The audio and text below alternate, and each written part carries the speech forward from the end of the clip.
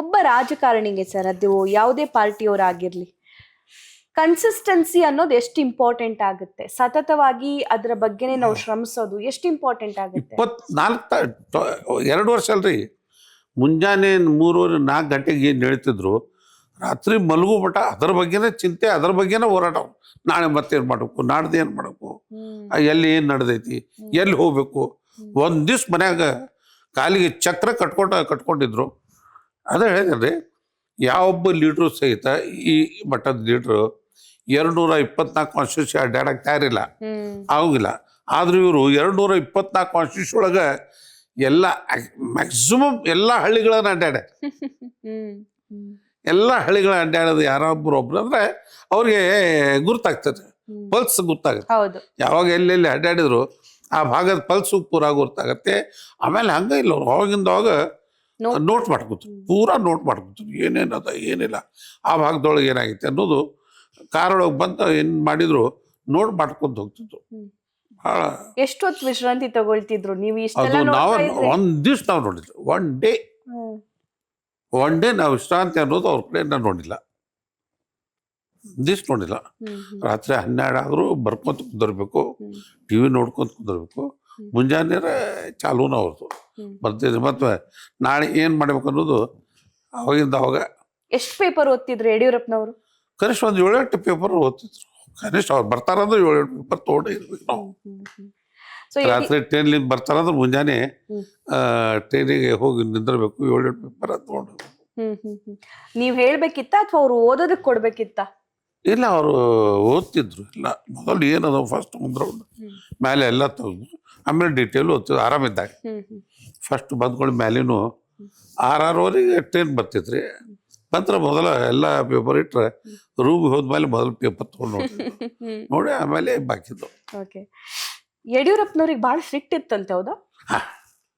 ಸ್ವಲ್ಪ ಇದು ಸಿಟ್ಟಿನ ಮನುಷ್ಯ, ಕೆಲಸ ಆಗ್ಬೇಕು ಅವ್ರಿಗೆ, ಆಗಿದ್ದ ಕೆಲಸ ಕರೆಕ್ಟ್ ಆಗ್ಬೇಕು, ಸ್ವಲ್ಪ ಸಿಟ್ಟು ಅಂದ್ರೆ ಪರ್ಫೆಕ್ಷನ್ ಬಯಸ್ತಾರೆ. ಬಾಕಿ ದ್ವೇಷದ ಸಿಟ್ಟು ಅಲ್ರಿ, ಇದು ಆಗ್ಬೇಕಾಗಿತ್ತು, ಈಗ ಆಗ್ಬೇಕಾಗಿತ್ತು, ಇಷ್ಟೇ, ಬಾಕಿದೇನಿಲ್ಲ. ನಿಮ್ಗೆ ಏನೇನು ಕೆಲಸ ವಹಿಸಿದ್ರು ಅವರು? ನನಗೆ 1992 to 94 to 99 MLA ಆದೆ. ಅದಾದ ನಂತರ ಕರ್ಸಿ ಅವ್ರು CM ಆದರು, ಡೆಪ್ಯೂಟಿ CM ಆದಾಗ ಕರ್ಸಿದ್ರು. ನನಗೆ ಅವಾಗ KSRTC ಚೇರ್ಮನ್ ಮಾಡಿದ್ರು 1 ವರ್ಷ. ಆನಂತರ ಫುಲ್ ಟರ್ಮ್ ಅವರು ಆದ್ರು ಅಲ್ಲ, ಅವಾಗ ಮತ್ತೆ ಕರ್ಸಿದ್ರು, ಬಾರಪ್ಪ ಅಂತೇಳಿ. ಯಾರು ಕೊಡ್ತಾರೆ ಕರ್ಸಿ ಕೆಲಸ ಕೊಡೋದು? ನೋಡಪ್ಪ, ನೀ ಬ್ಯಾಕ್ವರ್ಡ್ ಅದಿ, ನೀ ಅದಕ್ಕೆ ಚೇರ್ಮನ್ ಆಗ, ದುಡ್ಡು ಇಲ್ಲಂದ್ರೆ ನಾನು ಫೈನಾನ್ಸ್ ಡಿಪಾರ್ಟ್ಮೆಂಟ್ ಕಳಿಸ್ತೀನಿ, ಎಲ್ಲ ರಾಜ್ಯ ಅಡ್ಡಾಡು, ಹಿಂದುಳಿದ ಅನುಕೂಲ ಮಾಡತ್ತೇಳಿ ರಾಜ್ಯ ದೇವರಾಜ ಅಭಿವೃದ್ಧಿ ನಿಗಮದ್ದು 4 ವರ್ಷ ಅಧ್ಯಕ್ಷ ಮಾಡಿದ್ರು. 4 years ಅಧ್ಯಕ್ಷ ಪದ ಕೊಟ್ಟಿದ್ರು. ವಿಜೃಂಭಣೆಯಿಂದ ಚಿತ್ರದುರ್ಗದಲ್ಲಿ ಅಭಿಮಾನೋತ್ಸವ ಮಾಡ್ತಾ. ಸೊ ಅವಾಗಿನ ಕಾರ್ಯಕರ್ತರು ಅಥವಾ ಅವಾಗಿನ ನಾಯಕರಿಗಿದ್ದಂತಹ ತಾಳ್ಮೆ, ಡೆಡಿಕೇಶನ್ ಇವಾಗಿನವರಲ್ಲಿ ಕಾಣಿಸೋದಿಲ್ಲ. ಸ್ವಲ್ಪ ಕಮ್ಮಿನೇ. ನೀವೆಲ್ಲ ಸೈಕಲ್ ತಗೊಂಡು ಹೋಗಿ ಬಾವುಟ ಕಟ್ಟೋರು, ನೀವು ಬಂಟಿಂಗ್ಸು ಬ್ಯಾನರ್ಸ್ ಎಲ್ಲ ಕಟ್ಟೋರು. ಸೊ ಇವಾಗ ಕಾರ್ ಇದ್ರು, 2 wheelers ಇದ್ರು ಕೂಡ ಹೋಗೋದಕ್ಕೆ ಹಿಂಜರಿತಾರೆ. ಇವಾಗ್ನವ್ರಿಗೆ ಏನ್ ಮೆಸೇಜ್ ಕೊಡ್ತೀರಿ? ಅದೇ, ಅವರು ಹಿಂದೆ ಏನು ಮಾಡಿದ್ದಾರೆ ಅದು ಸ್ವಲ್ಪ ಮೆಲುಕು ಹಾಕಿ, ಆದಷ್ಟು ಹಿಂದಿನ ಕಾರ್ಯಗಳು ಎಷ್ಟು ಕಷ್ಟಪಟ್ಟು ಮಾಡ್ಯಾರ ಸ್ವಲ್ಪ ಉಳಿಸ್ಕೊಂಡು ಹೋದ್ರೆ ಸಾಕು, ಮುಂದೆ ಅಧಿಕಾರದೊಳಗೆ ಬರ್ತೀವಿ. ದುಡಿಬೇಕು, ಮಾಡಬೇಕು ಅಂದ್ರೆ ಮುಂದೆ ಅಧಿಕಾರಕ್ಕೆ ಬರಲಿಕ್ಕೆ ಭಾಳಷ್ಟು ಈಸಿಯಾಗಿ ಬರ್ತಾರೆ. ಅಂದ್ರೆ ಎಲ್ಲ ರೀತಿಯಾದಂಥ ಜನ ಈಗ ಬಂದಿರ್ತಾರೆ. ಅವಾಗ ಹೋರಾಟ ಗೆಲ್ಬೇಕು ಮಾಡ್ಬೇಕು ಅನ್ನೋದು ಮಾತ್ರ ಇತ್ತು ಅವಾಗ.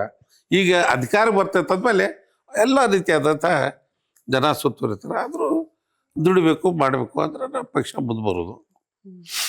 ಓಕೆ ಅಶೋಕ್ ಸರ್, ತುಂಬಾ ಇದಕ್ಕೆ ಒಂದು ಇದು ಆಗಿ ಮೊನ್ನೆ ಇವತ್ತು ರಿಸಲ್ಟ್ ಬರ್ತಾರ.